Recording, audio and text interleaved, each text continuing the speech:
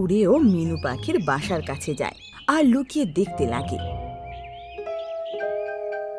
চিনু বাবা, আমি একটু বুলবুল মাসির ঘরে যাচ্ছি। ওদের বাসা ভেঙে গেছে, তাই আমাকে ওদের বাসা বানাতে সাহায্য করতে হবে। ঠিক আছে মা, তুমি যাও, আমি এখানেই আছি। তো মিনু পাখি সেখান থেকে উড়ে যায়।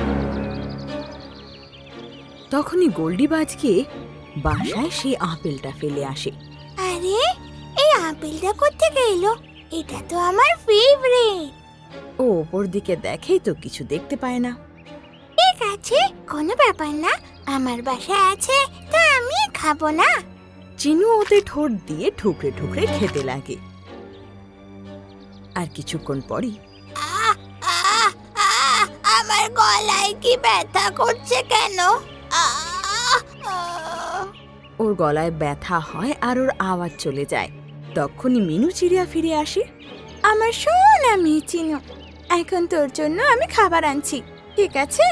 চিনু কিছু বলতে চাইতো, কিন্তু ওর চোখ দিয়ে ঝরঝর করে জল পড়ে। এতে মিনু বুঝতে পারে যে চিনু কোনো বিপদে আছে।